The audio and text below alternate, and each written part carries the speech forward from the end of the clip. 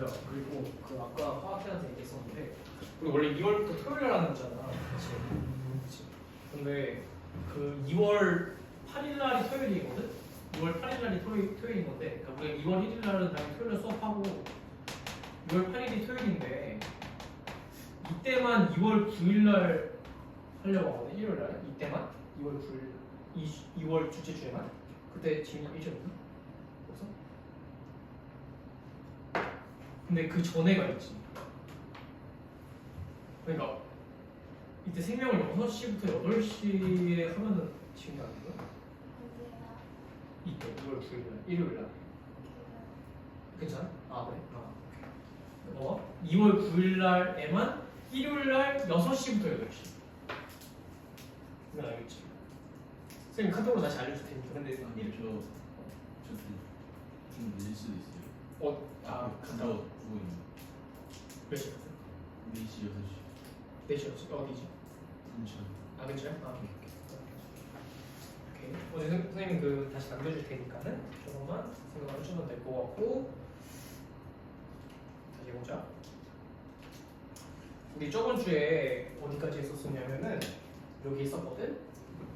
네가 뭐냐면은 우리 그 사람 인체 내 기관계가 소화계랑 호흡계랑 수단계랑 배설계 이런 것들이 있는데 기본적으로 세포호흡이 필요한 물질 자체가 영양소랑 산소인 거잖아요. 왜냐면 세포호흡이라고 하는 거는 미토콘드리아에서 일어나는 건데 포도당이랑 산소를 이용해서 이산화탄소랑 H2O랑 에너지를 만드는 건데 그 에너지 안에는 ATP랑 열에너지가 있다. 이거까지 있었고 근데 영양소 같은 경우에는 우리 기본적으로 소화계를 통해서 흡수되는 거라고 했었고 근데 그 영양소의 종류 같은 경우에는 녹말이랑 단백질이랑 지방이 있는데 얘네들 소화시킨다라고 하는 게 이화작용인 거잖아. 그러니까 분해시키는 거니까는 이화작용에 해당하는 건 일단 잘게 쪼개야 되는 거잖아. 녹말 자체가 흡수가 될 수는 없으니까. 그래서 녹말을 쪼개면은 포도당이 된다고 했었고 단백질을 쪼개면은 아미노산이 된다고 했었고 지방을 쪼개면은 지방산이랑 모노글리세리드가 된다. 이렇게 얘기했었어. 그러니까 얘네들이 고분자인 거고 얘네들이 저분자인 거죠. 이렇게 쪼갠 다음에 흡수가 된다. 이렇게 생각해주면 되는 건데 우리 기본적으로 소장에서 흡수되는 거잖아. 영양소 같은 경우는 우리 뭐 그 소화계 중에서 이렇게 식도단을 쭉 가면은 위 거쳤다가 소장, 대장 이렇게 가는 거거든. 근데 보통 이 소화는 소장에서 일어나는 거지. 소화가 아니라 흡수가 보통 소장에서 일어나는 건데 정확하게는 소장에 어디서 일어나는 거냐면 내벽에 있는 융털로 흡수된다. 이렇게 얘기했었는데 얘가 지금 소장이라고 했을 때 그 안에 단면도를 확대해서 보게 되면은 어떻게 생겼다라고 했었냐면 이런 식으로 생겼다라고 했어.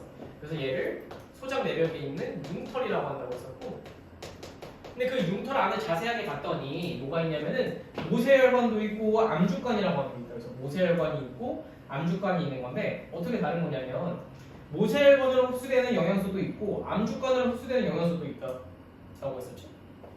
그래서 모세혈관으로 흡수되는 영양소 같은 경우에는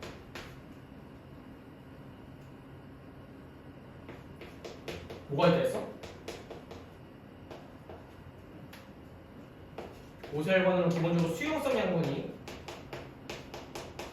흡수된다라고 했었고 암주관으로는 지용성 양분이 흡수된다라고 했었어.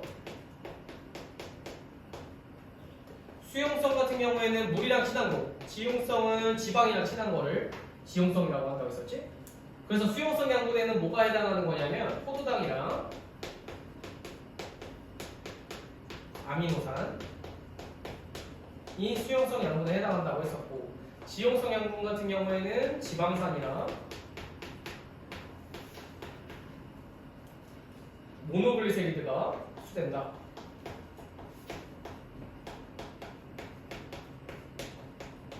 라고 기억을 해주면 된다라고 했었고 정리해보면은 괜찮지? 저번 주에 했던 거. 그 다음에 여기서부터 우리 다시 한번 봐보자. 호흡기부터.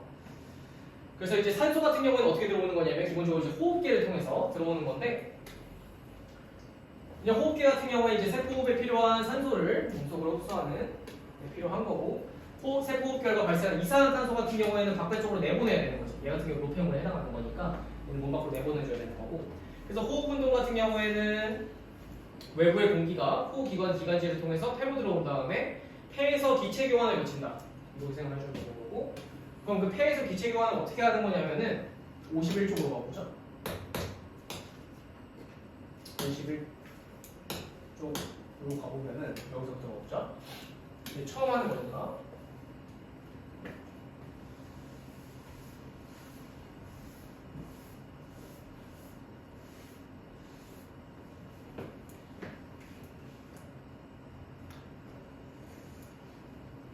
우리 기본적으로 기체 교환의 원리 같은 경우에는 어떻게 되는 거냐면 여기 봤을 때 기체의 분합차에 따른 확산. 요게 기체 교환의 원리인 거예요. 기체 교환의 원리가 분합차에 따른 확산이다. 이렇게 생각을 해주면 되는 거고. 그러면은 분합이 뭐냐면은 압력 있지, 압력. 그 압력 얘기하는 거야, 압력. 압력을 얘기하는 거라서 기본적으로 기체 같은 경우에는 압력이 높은 데서 낮은 곳으로 이동하는 그냥 성질이 있는 거야. 그래서 분압이 높은 곳에서 낮은 곳으로 이동한다. 이렇게 맞추면 되는 거고. 근데 우리 이제 뒤에서 하겠지만 저기 분합차에 따른 확산이라고 있죠, 확산. 근데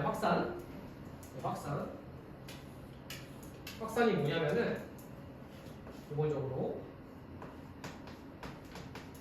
고농도에서 저농도로 이동하는 거고, 그 다음에 에너지를 사용 안 한다. 확산하면은 고농도에서 저농도, 그 다음에 에너지 사용 안 한다. 요거 두 가지를 기억을 해주면 되는 거고.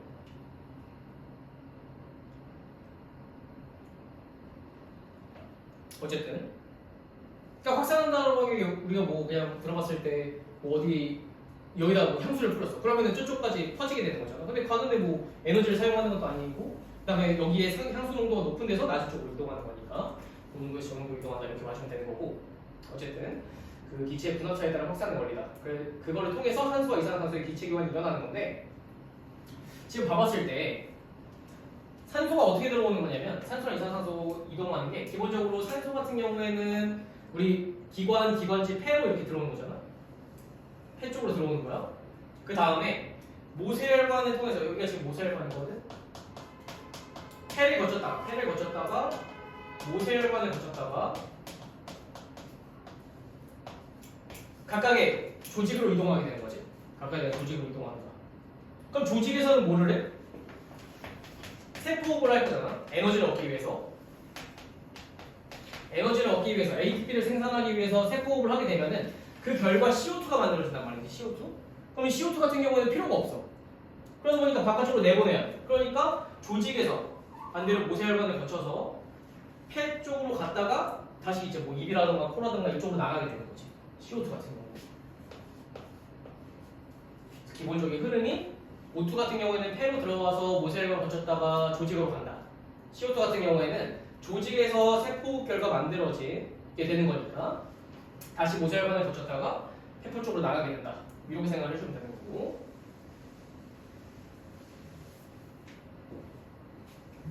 그래서 50도 선생님이 그려봤을 때 폐 여기가 이제 모세혈관,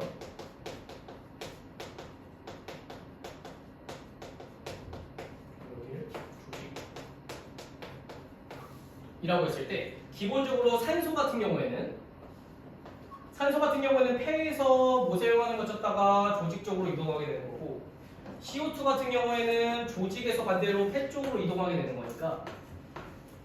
근데 얘네들은 다 기체인 거니까 분합차에 따른 확산인 거잖아. 그럼 분합이 만약에 폐랑 모세혈관을 비교해. 여기 사이에서 비교한다고 했을 때 O2의 분합 같은 경우에는 폐에서 높아야 돼, 모세혈관에서 높아야 돼? 여기서 여기로 이동해야 되잖아? 그러면은 폐에서 O2의 분합이 높은 거야? 모세혈관에서 높아야 되는 거야? 여기는 어디서 높아야 되는 거야? 여기서 여기로 이동해야 되잖아. 근데 분합차에 따른 확산은 분합이 높은 곳에서 낮은 곳으로 이동한대. 그럼 폐가 높은 거야? 모세혈관이 높은 거야? 폐가 높아야 되는 거지. 맞을까? 분합이. 쓰는 겁니다.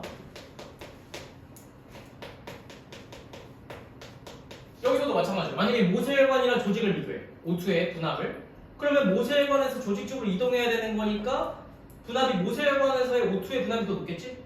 맞을까? 그렇기 때문에 여기서 봐봤을 때 실제 그걸로 봐봤을 때 대비에서는 158이에요. 그러다가 모세혈관으로 오게 되면은 산소의 분압이 100으로 줄어들지? 여기서는 0에서 40이네. 그러니까 158, 100, 0에서 40으로 줄어들게 되는 거니까 자연스럽게 오른쪽으로 이동하게 되는 거고 조직 쪽으로. 반대로 CO2 같은 경우에는 분압이 어떻게 돼야 돼? 조직에서 폐 쪽으로 가야 되는 거니까 조직이랑 모세혈관을 비교했을 때는 조직에서의 분압이 더 높아야 되는 거지. 왜냐면 여기서 여기로 이동해야 되는 거니까. 폐랑 모세혈관에서는 모세혈관에서가 더 높아야 되는 겁니다. CO2 같은 경우에는. 맞을까? 권한이 돼? 그래서 분압 차에 따른 확산이라고 하는 게 분압이 높은 곳에서 낮은 곳으로 이동해야 되는 건데 O2는 폐에서 조직 쪽으로 이동하는 거고 CO2는 조직에서 폐 쪽으로 나가줘야 되는 거니까 분압이 이렇게 돼야 된다고 하는 거를 여기다 써놓은 거니까는 이렇게만 이해를 해주면 될 것 같고 여기 나와 있는 거 똑같이 선생님이 설명한 거 그 정도만 이해해 주면 됩니다. 그 다음에 얘기했지만은 ATP 소모하지 않는다고 했었고 확산이 거니까 그 다음에 저기 위쪽에 모세혈관인데 동맥혈, 정맥혈 이렇게 되어 있잖아. 동맥혈, 정맥혈 설명하기 전에 이제 밑에 나왔을 때 혈액순환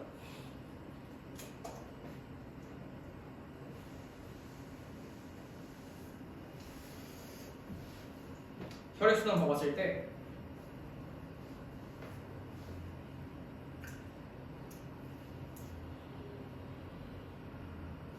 그 전에 설명하는 게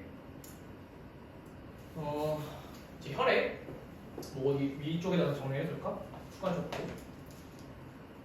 혈액 같은 경우에는 이제 수단계에 해당하는 건데 혈구랑 혈장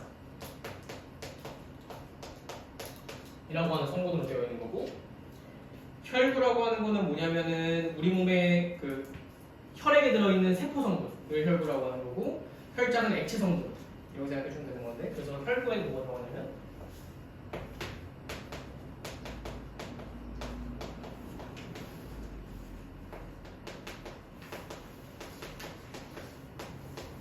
적혈구랑 적혈구랑 혈소판 이 세 가지의 세포 성분이 있는 거고 혈장이라고 하는 거는 뭐냐면 혈액 내의 액체 성분이다. 대부분이 이제 물로 되어 있지. 혈장 같은 경우는 그래서 이거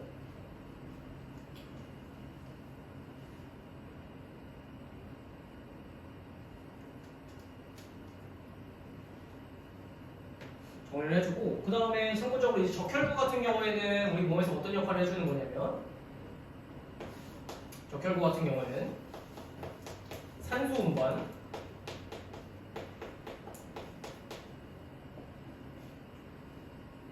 백혈구 같은 경우에는 방어작용 혈소판 같은 경우에는 혈액 응고 이렇게 각각에 대한 기능 생각해주고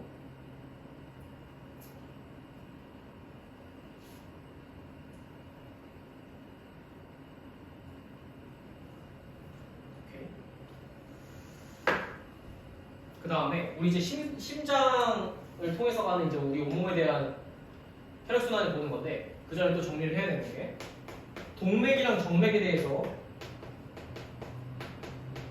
여기 나와 있는 거 동맥혈, 정맥혈인 거고 동맥이랑 정맥에 대해서 알아야 되는 건데 동맥은 뭐냐면은 심장에서 나오는 혈관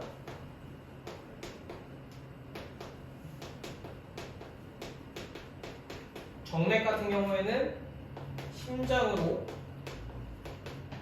들어가는 혈관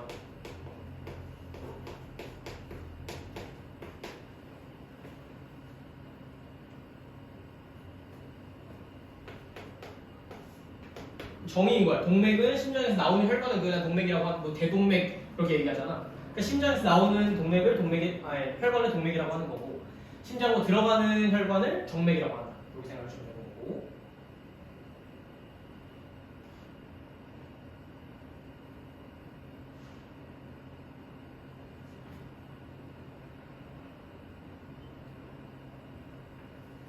그 다음에 저기 옆에 나와 있지만은 동맥혈이랑 정맥혈이라고 하는 개념이 있는데 동맥혈이랑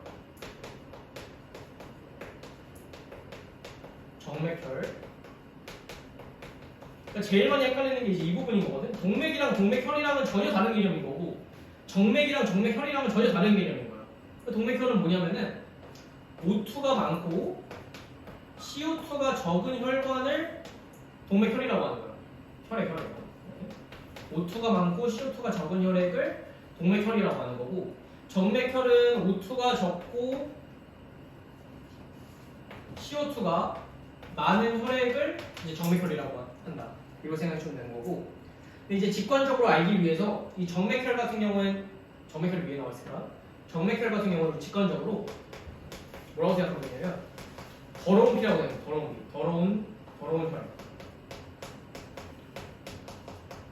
동맥혈은 깨끗한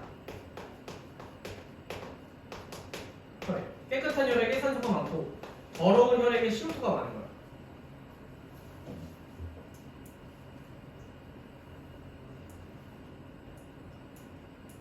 그래서 동맥혈, 정맥혈이 이렇게 된다고 하는 거. 잘 생각을 해주고. 오케이. 그래서 여기까지 이제 단어 개념 얘기한 거고. 그 다음 심장의 구조를 먹었을 때 기본적으로 우리가 이런 해부도를 그렸을 때는 기본적으로 사람이 항상 앞을 보고 있는 게 기준이다 보니까는 여기가 오른쪽이 아니라 왼쪽인 거예요. 왜냐면은 사람이 이렇게 있다고 적어보니까 이쪽은 지금 왼쪽인 거잖아. 그러니까 이쪽이 지금 왼쪽인 거예요. 왼쪽, 오른쪽이 아니라 우리 위에 있는 걸 뭐라 그러지? 우리 사람의 심장 구조가 이심방 이심실이라고 하거든. 이심방 이심실이라고 하는데 이쪽 지금 왼쪽이라고 했으니까 위쪽에 있는 거를 심방이라고 하고 아래쪽에 있는 걸 심실이라고 해요. 근데 얘는 왼쪽에 있다라고 해서 좌심방이라고 하고 왼쪽에 있고 아래쪽에 있다고 해서 좌심실이라고 하고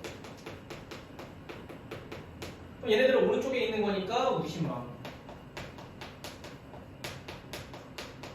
얘는 우심실.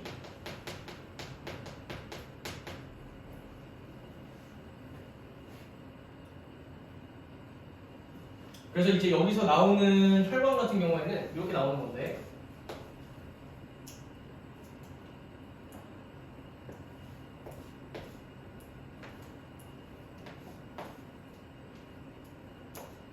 이렇게 되는 건데 기본적으로 우리 혈액의 경로가 심실에서 나오고 심방으로 들어가는 구조인 거예요. 혈액 순환의 원리가 심실에서 나와서 심방으로 들어가는 구조인 거야.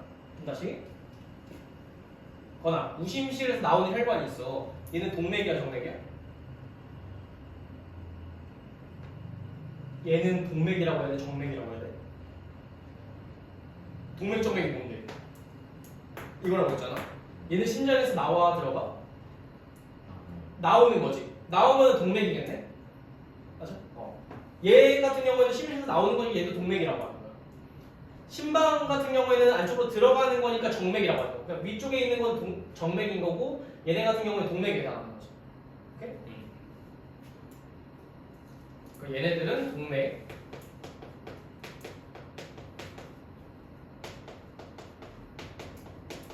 위쪽 같은 경우에는 정맥.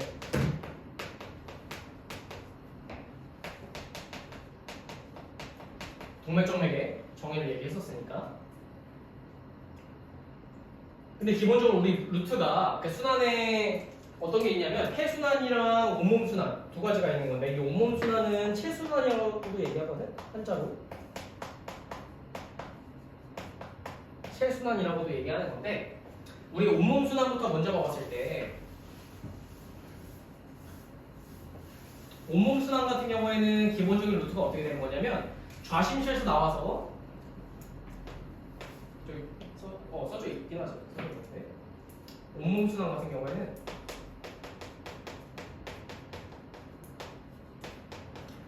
일단 제일 크게 봐봤을 때 좌심실에서 먼저 시작해서 온몸을 거쳤다가 무심방으로 들어가는 거예요. 그걸 온몸 순환이라고 하는 거고, 폐순환이라고 하는 게 있거든. 폐순환이라고 하는 거는 무심실에서 시작했다가 폐를 거쳤다가 좌심방으로 들어간다. 이렇게 생각해 주면 되고,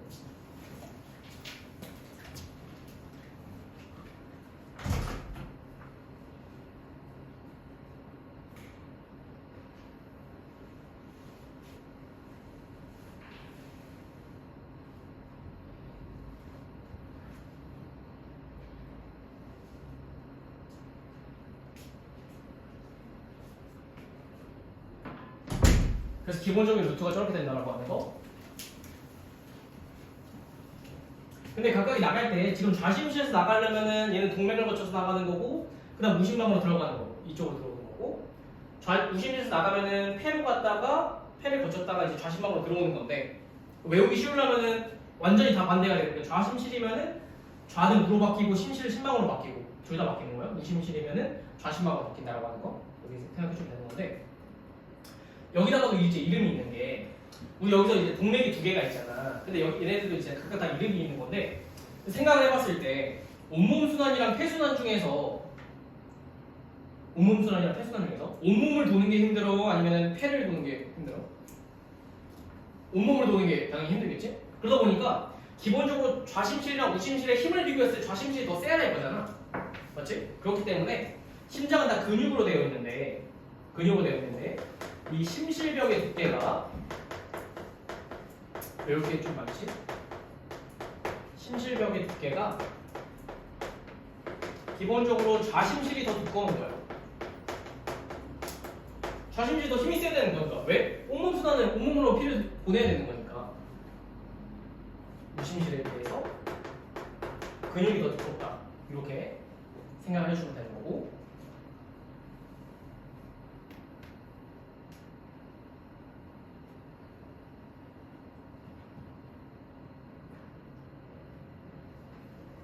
근데 그러려면은 이 동맥도 튼튼해야 되겠지? 그렇기 때문에 이 좌심실에서 나와서 온몸으로 돌 때 가는 이 동맥을 뭐라고 부르냐면 우리가 대동맥이라고 불러요. 이걸 이제 대동맥이라고 보통 부르는 거고, 그럼 대동맥을 거쳐서 온몸으로 들었다 무심방으로 들어가는 거잖아? 그럼 걔랑 맞게 대동맥 갔다가 대정맥으로 들어가야 되겠지? 그래서 이쪽을 대정맥이라고 한다. 이렇게 생각해 주면 되는 거고, 그 다음에 무심실에서 나가서 좌심방으로 들어가는 거는 폐순환인 거니까 얘는 뭐라고 하냐면 폐동맥이라고 해요. 폐동맥이다. 얘는 폐정맥이다. 폐정맥이다. 이렇게 이름이 붙는다라고 하는 거. 대동맥, 폐정맥. 그래서 여기서 다시 한번 써보면은 얘가 대동맥, 얘는 대정맥, 여기는 심장이 나가는 건 동맥이겠지. 대신에 폐로 가는 거니까 폐동맥이라고 하는 거고, 폐에서 심박으로 들어가는 거죠. 심장으로 들어가는 거니까 정맥인 건데, 폐순환에서의 정맥인 거니까 폐정맥. 그래서 이름 지금 단어 설명만 엄청 오래 한 거고. 그래서 이제 봐보자. 뭐 폐순환부터 먼저 봐봤을 때 지금 심장에서 나온 혈액이 폐를 순환한 다음에 다시 심장으로 들어오는 경로라고 되어 있고, 혈액이 폐에서 산소를 공급받고 이산화탄소를 내보낸 후에 심장으로 돌아온다 이렇게 되어 있는데, 우리 보통 이제 50도를 그려보면 선생님이 여기 이제 심장이 있다라고 하고, 심장이 있고 이쪽에 폐가 있고, 이쪽에 만약에 온몸을 그냥 이런 식으로 표현을 했을 때, 이렇게 표현했을 때 지금 폐순환 같은 경우에는 무심실에서 나가야 되는 거지. 무심실에서 나가야 되는 거니까 경로가 이렇게 갔다가 이렇게 들어가는 가겠지. 좌심방으로. 그렇지? 얘가 지금 폐순환이라고 하는 거고. 그럼 우리 기본적으로 혈액 같은 경우에는 기체 교환을 위해서 하는 거니까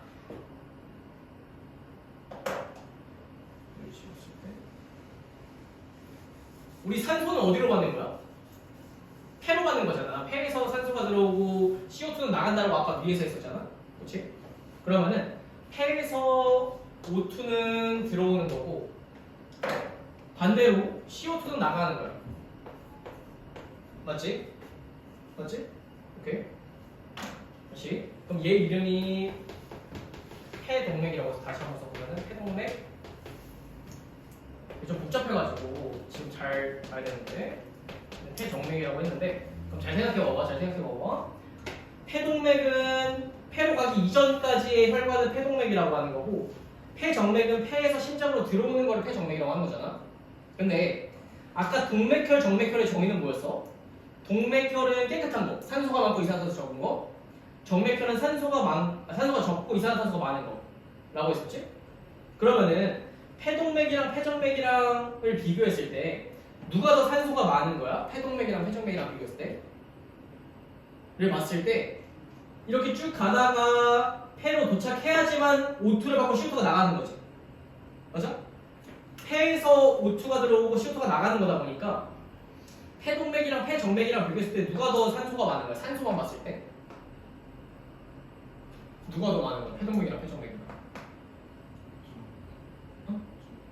폐정맥이 더 많은 거지. 왜냐면은 폐를 지나갔다가 여기서 산소를 받고 이산화탄소로 나가 다음에 폐정맥이 되는 거잖아. 그럼 여기서는 기체 교환을 한 거니까 여기서 산소가 더 많겠네. 폐정맥에서. 이해될까? 다 이해될까? 외우면 절대 외울 수도 없고 외우면 절대 안 되고 이해를 해야 돼. 그럼 다시 폐정맥은 그러면은 동맥혈이야, 정맥혈이야? 폐정맥은 그럼 동맥혈이라고 해야 돼? 정맥혈이라고 해야 돼? 동맥혈인 거지. 이해될까? 왜냐면 얘 같은 경우에는 산소가 더 많잖아. 이산화탄소가 적고. 그래서 폐정맥은 동맥혈이야. 반대로 폐동맥 같은 경우에는 정맥혈이라는 거지. 그 동맥정맥이랑 동맥혈, 정맥혈이랑은 전혀 관계가 없다는 게 이런 거에서 나오는 거잖아. 폐정맥인데 동맥혈이고 폐동맥인데 정맥혈이라는 거야. 반대가 된다는 거지.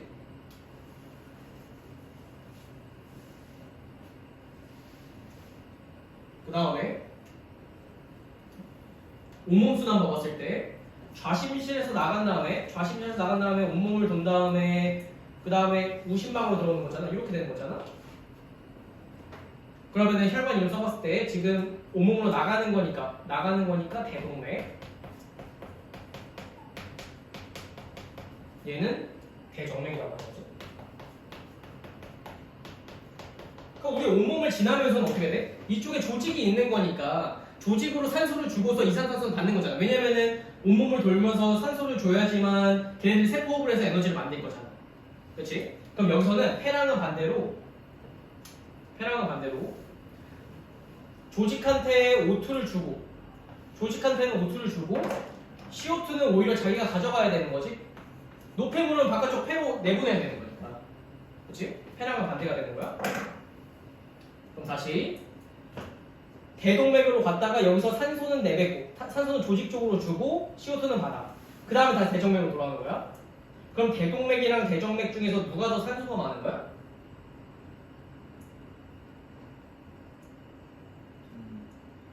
누가 더 많은 거야? 대동맥이 많은 거지. 왜? 이렇게 갔다가 여기서 산소를 준 다음에 대정맥으로 가는 거잖아. 그럼 여기서 100만큼 많이 가지고 있었으면 여기서 뭐 40만큼 줬어. 그럼 여기서 60만큼 있을 거니까 여기에 더 많은 거죠. 대동맥에서. 그렇지? 그럼 대동맥은 동맥혈이야, 정맥혈이야? 동맥혈인 거지. 그러니까 이거를 외우는 게 아니라 원리가 이렇게 되는 거니까 얘가 동맥혈이겠구나, 얘가 정맥혈이겠구나가 이해가 돼야 된다는 거고. 그 대동맥 같은 경우는 동맥혈, 대정맥 같은 경우에는 정맥혈이 되겠지.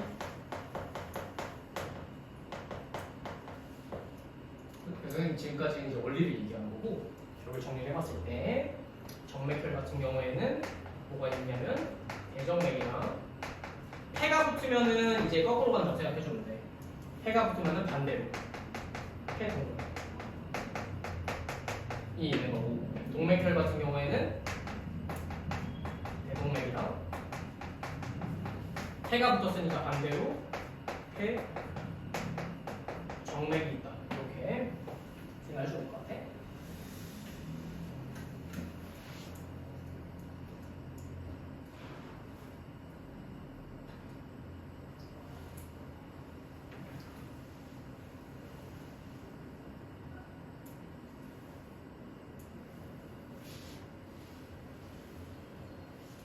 괜찮을까?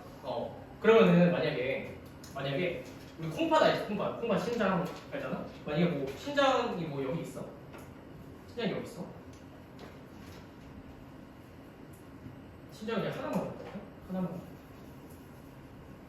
신장 장이 두 개 있지만 하나만 그리면은 콩팥이라고 해. 콩팥이라고 한 다음에 심장에서 뭐 이렇게 없죠? 그 다음에 이렇게 있어. 그 다음에 얘는 지금 좌심표 나가는 건데 기억 니은이라고 했어. 그럼 기억 니은의 이름은 뭐라고 해야 돼? 얘는 심장에서 나가는데 콩팥 쪽으로 가는 거지. 그래서 다시 기억 혈관은 어떻게 돼? 심장에서 나가는 건데 콩팥 쪽으로 가는 거니까 콩팥 동맥이라고 하겠지. 콩팥 동맥. 이름 붙이는 게 동맥이 심장에서 나가는 건데 콩팥 쪽으로 가는 거니까 콩팥 동맥이라고 한다는 거야. 그럼 얘는 뭐라고 하면 돼? 그냥 콩팥 정맥이라고 하는 거지. 이해되지? 동맥 정맥. 동맥 정맥은 심장에서 나가냐 들어가냐. 동맥혈 정맥혈은 산소가 맞냐 이산화탄소가 맞냐. 그게 정이다 라고 하는 거 정도만 기억해주면은 여기까지는 되게 됐을까? 오케이. 꼭 이해를 해야지만 되는 거고 그냥 외우면은 못 외운다 이렇게 약간 돼? 그래서 우리가 방금 봤던 게 이제 거의 대부분인 거고 폐에서 이제 기체 교환하는 거지. 호흡계 같은 경우에는 이제 코로 들어갔다가 기관을 거쳤다가 기관지 갔다가 이제 폐로 가는 건데 폐 같은 경우에는 그 형태가 어떻게 되어 있냐면 폐포라고 되어 있거든. 폐포. 그래서 폐 같은 경우에는 수많은 폐포로 구성되어 있어서 공기와 접촉하는 표면적이 매우 넓다. 그러니까 폐포가 어떻게 되어 있냐면 약간 이 포도송이처럼 되어 있거든. 포도송이처럼. 왜 이렇게 되어 있냐면 그냥 이렇게 되어 있는 것보다 포도처럼 되어 있으면 약간 여기서 그림 어떻게 되어 있지? 뭐 이렇게 그리면은 얘가 확대해서 봤을 때 이렇게 되어 있는 거잖아. 그러면은 여기서 기체 교환할 수 있는 표면적이 넓어지는 거다 보니까 기체 교환의 효율성이 더 올라가겠지. 그냥 단일 면적으로 되어 있는 거다. 그래서 폐포를 이제 폐에 있는 세포라고 생각을 해주면 되는 거고 표면적이 넓은 이유는 기체 교환이 효율적으로 일어나도록 하기 위해서다. 이렇게 생각하시면 되는 거고. 그래서 얘 같은 경우에는 폐포랑 모세혈관을 확대한 건데 기본적으로 폐에서 받는 거는 O2는 들어오는 거고 반대로 CO2 같은 경우에는 나가는 거다. 이렇게 생각하시면 되는 거지.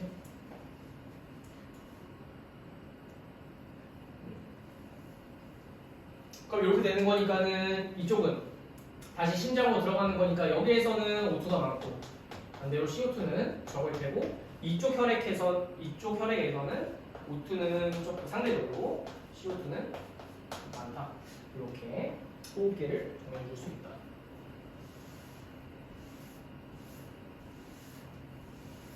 그래서 동맥정맥, 동맥혈, 온몸순환, 폐순환이 어떻게 되는지 적용했고.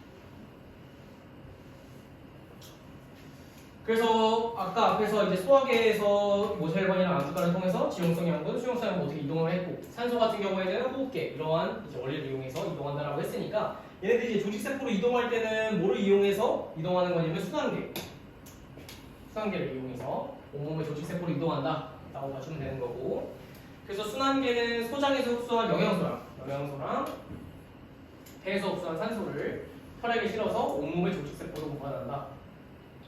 소화계랑 호흡계에서 어떤 것들을 순환계로 이동한다. 그래서 영양소 같은 경우에는 소장에서 흡수된 건데 혈액에 혈장이 포함된다. 아까 혈장이라고 하는 거는 혈액에 있는 액체 성분이라고 했었고 거기에 둥둥 떠다니면서 조직세포로 이동하는 거고 산소 같은 경우에는 아까 누가 운반해준다고 했었냐면 적혈구에 의해 조직세포로 이동한다 이렇게 되어 있는데 기본적으로 적혈구의 구조가 어떻게 되어 있냐면 원반 모양으로 되어 있으면서 이 안에 4개의 약간 구역으로 나눠진다고 해야 되는 건데 4개 헤모글로빈이 있어요. 헤모글로빈 성분이 있는 건데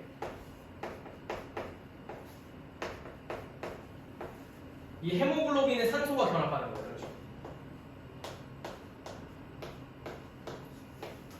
이런 식으로 산소가 결합하게 되면은 여기 이렇게 뭐 혈관이 있다라고 했을 때 얘가 쭉 이동하다가 이런 데 이제 세포가 있겠지? 조직이라든가 이런 데 있으면 얘는 세포호흡을 해야 되잖아. 그럼 세포호흡 하려면 산소가 필요한 거니까 여기 있는 산소를 얘네한테 주는 거지. 이런 식으로 이동하면은 이제 적혈과 산소를 주는 거고 이런 혈장 같은데 영양소, 뭐 포도당이라던가 뭐 아미노산이라던가 그런 것들이 좀 떠다니는 건데 얘네들 같은 경우에도 이제 세포 쪽으로 이동하면은 얘네들 세포호흡에 이용할 수 있다. 이렇게 이해해 주면 되는 거고 아까 혈액 구성이 이렇게 있었고 그래서 아까 앞에 설명했던 것들을 이제 쭉 그 그림으로 보여주는 거니까 어느 정도 해주면 된다. 오케이. 여기까지는 괜찮을 것 같아.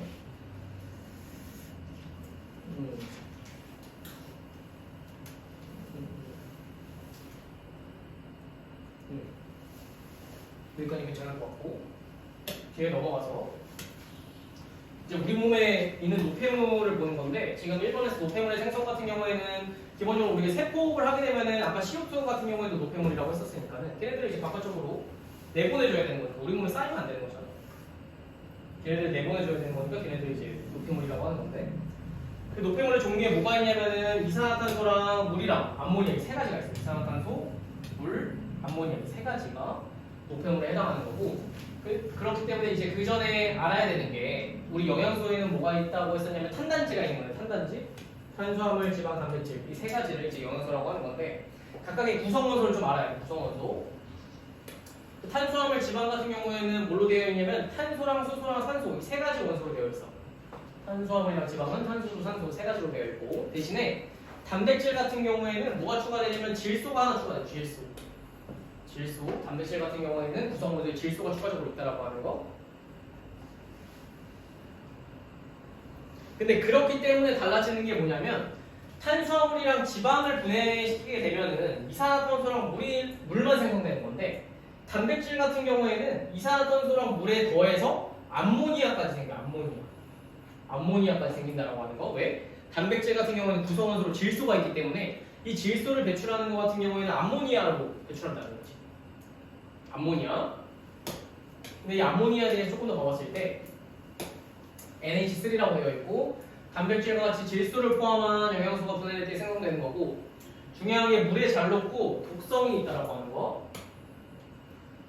그렇기 때문에 체내에 축적되면 세포에 손상을 입힌대. 그 다음에 염기성이다라고 하는 거. 독성이 있고 염기성이 있다.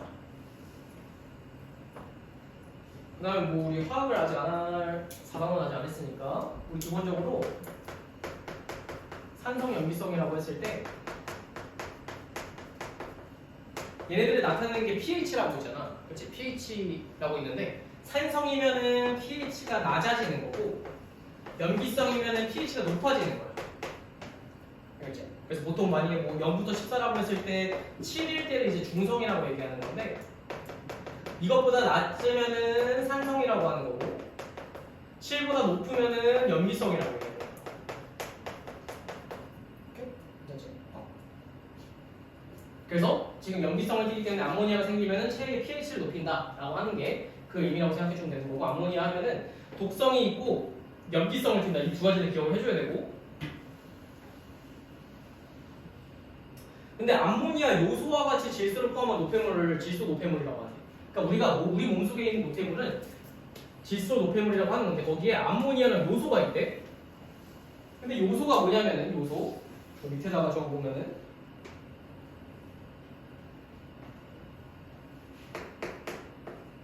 암모니아가 우리 몸에서 요소로 바뀌게 되거든. 요소. 이게 일단 왜 바뀌는 거냐면 암모니아 같은 경우 기본적으로 독성이 너무 높아. 우리 몸에 있으면 안 된단 말이야. 독성이 너무 높기 때문에. 그러니까 독성이 낮은 요소로 바꿔주는 거지. 그렇기 때문에 요소로 바꿔주는 거고 결국에 생기는 거는 암모니아로 생기지만은 우리가 몸 밖으로 배출할 때는 요소로서 배출한다는 거지. 괜찮지? 암모니아가 요소로 바뀐다라고 하는 거. 그 다음에 포인트가 이 암모니아가 요소로 바뀌는 게 어디서 일어나냐라고 하면은 일단 항상 간 나오면 중요하다 했어. 간. 암모니아가 요소로 바뀌는 장소가 일단 간이라고 하는 거.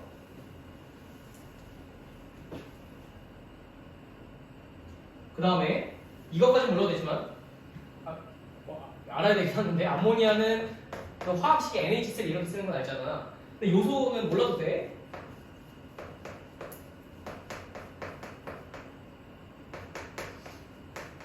이렇게 생겼거든? 이렇게 생겼어? 그러면은 둘 중에 얘는 구조식 몰라도 되는데 둘 중에 누가 더 복잡해 보여? 둘 중에 누가 더 복잡해 보여? 얘랑 얘랑 중에서 요소가 더 복잡해 보이잖아. 그치? 그러면은 얘를 만약 기억이라고 했을 때 기억 과정은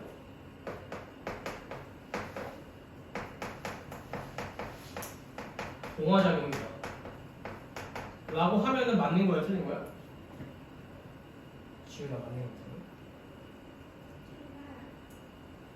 암모니아랑 요소 중에 누가 더 복잡해? 얘가 저분자야 얘가 저분자야? 얘가 저분자지? 그럼 저에서 고가 되는 거잖아. 저에서 고가 되는 게 동화작용인 거잖아. 맞는 거지 그러니까? 이 기억 과정이 동화작용이라고 하는 걸 꼭 알고 있어요. 그러니까 이건 당연히 이거 기억할 필요도 없고 몰라도 되는데 대신에 암모니아가 저분자고 요소가 고분자다라고 하는 거는 알고 있어요. 그래서 이 과정이 간에서 일어나는 거 중요하고 동화작용이다라고 하는 거까지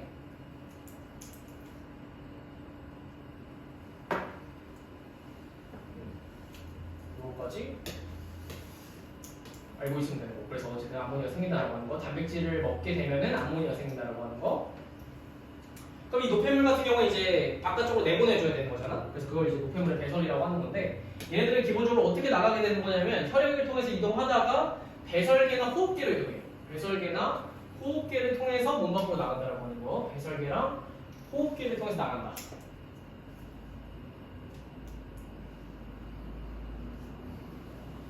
그래서 노폐물의 세 가지가 이산화탄소랑 물이랑 암모니아라고 했었는데 이산화탄소 같은 경우는 어떻게 나가냐면 폐에서 날숨 형태로 나가는 거야. 폐에서 우리 숨 쉬게 되면 O2는 들어오고 CO2는 나가는 거잖아. 그래서 폐에서 날숨 형태로 나간다라고 하는 거. 물 같은 경우에는 두 가지 경로가 있는 건데 콩팥에서 오줌의 형태로 나갈 수도 있는 거고 폐에서 날숨의 형태로 나갈 수가 있는 거지. 왜냐면 물 같은 경우에는 기체 상태로 있으면 수증기인 거니까 날숨의 형태로도 포함된단 말이야. 그러니까 이산화탄소는 호흡계로 나가는 거고 물은 어때? 배설계랑 호흡계 둘 다 나가는 거지. 보통 이제 배설계만 있다라고 착각을 많이 하는데 호흡계도 꼭 있다라고 하는 거 까먹기가 쉬우니까.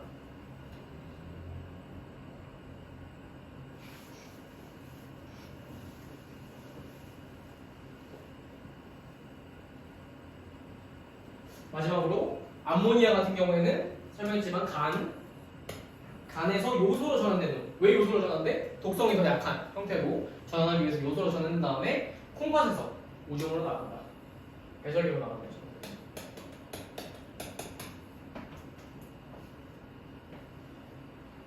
그래서 이렇게 생각을 해주면 되는 거고 이제 그림으로 나와 있는 거지. 영양소가 탄수화물이랑 지방이랑 단백질이 있는 건데 얘네들이 그러니까 세포호흡을 하게 되면 ATP를 만들기 위해서 얘네들 쓰는 거잖아. 근데 그걸로 인해서 어쩔 수 없이 노폐물이 생겨.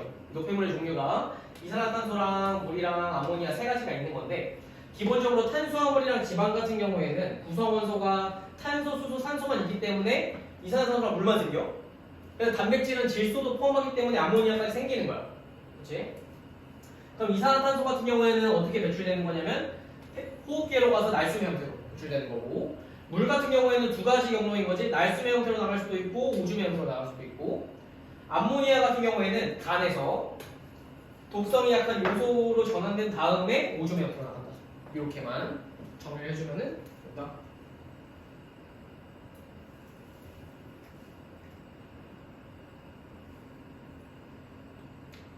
지금 체크하는 것들이 좀 다 중요한 거니까는 좀 많긴 한데 잘 기억을 해주고 그 다음 이 실험까지만 보자. 실험까지만 보고 잠깐 쉬었다 할게. 이 실험을 봐봤을 때 지금 콩즙으로 오줌 속에 요소 확인하는 게 뭐 이렇게 되어 있는데 가끔 나오는 실험이라서 일단 왼쪽에 BT 비용액 봐보면 우리 영어도 뭐 들어보긴 했잖아. BT 비용액 이런 게. 근데 얘는 좀 기억을 해줘야 돼. BT 비용액이 뭐냐면은 지시약이거든.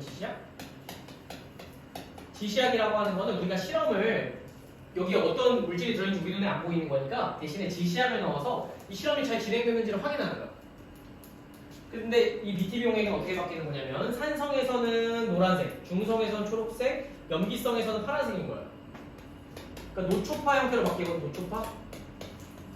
노초파 형태로 바뀐다라고 하는 거 당연히 알아야 되고 산성, 중성, 염기성에서 저렇게 바뀐다. 기억을 해야 되는 거고, 그렇지? 이거 외워야 되는 거고.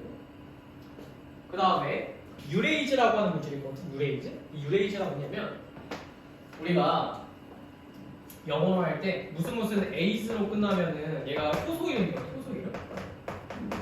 안 적어도 되고. 이게 효소 이름인 건데 효소 뭔지 알잖아. 이 유레이즈는 무슨 요소냐면은 요소를 암모니아랑 이산화탄소로 분해하는 요소래. 요소를 암모니아랑 이산화탄소로 분해하는 요소. 얘도 보이는 것처럼 여기 지금 분해라고 되어 있잖아. 근데 아까도 뭐라고 했어? 암모니아가 요소로 될 때는 동화작용이라고 했으니까 지금 여기서 분해라고 쓰는 게 맞는 거지? 그치? 그래서 유레이즈라고 하는 효소가 뭐냐면은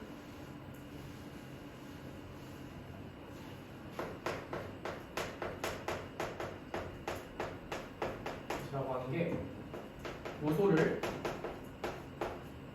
암모니아랑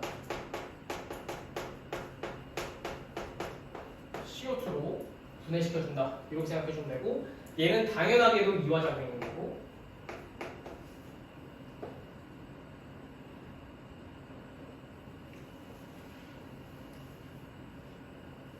그럼 봐봐. 암모니아 같은 경우에는 아까 얘기했지만 기억해야 될 거 두 가지가 뭐였어? 거나 아까 암모니아는 기억해야 될 거 두 가지가 뭐였어? 독성. 그렇지, 독성이랑 하나는 뭐였어? 지은아 뭐였지? 염기성. 그래서 암모니아 하면 독성이랑 염기성 두 가지를 띄는 거야. 그럼 유레이즈가 있게 되면은 요소를 암모니아로 분해하게 되는 거니까 독성이랑 염기성을 띄는 거야. 근데 우리 염기성을 띈다라고 하는 거는 BT 비용액에서 무슨 색을 띈다는 거야? 무슨 색을 띈다는 거야? 파란색을 띈다는 거지? 맞을까? 암모니아가 생기면은 파란색이 된다는 거야. BT 비용액에서. 오케이. 봐봐. 그러니까 왜 이렇게 너무 많아? 왜 이렇게 너무 많은데 우리가 기억을 해야 될 건 지금 콩즙으로 오줌 속에 요소가 들어있는지 안 들어있는지를 확인하는 거야. 근데 왜 콩즙을 쓰는 거냐? 지금 일단 상황이 오줌의 BT 비용액을 떨어뜨렸어. 지금 오줌은 노란색이네. 그럼 얘를 보고서 뭘 알 수 있어? 아, 오줌이 약간 산성을 띠는구나 라고 하는 걸 알 수가 있겠지? 아 미안해. 이거 초록색 미안해. 다시. 원래 오줌이 노란색이었어? 근데 오줌에 BT 비용액을 넣었어. 그러니까 초록색이 됐지. 그러면은 오줌 같은 경우는 지금 현재 상태에서 중성이라는 거겠네. BT 비용액을 넣었을 때 초록색인 거니까. 그 다음에 생콩즙을 넣었대. 근데 왜 생콩즙을 넣는 거냐면 이 생콩즙 안에 유레이즈가 들어있거든. 이 생콩즙이 유레이즈를 넣은 효과를 주는 거야. 여기 안에 유레이즈가 포함이 되어 있기 때문에 생콩즙을 넣었다라고 하는 거는 아 유레이즈를 넣었다는 거구나 라고 이제 우리가 알고 있으면 되는 거고.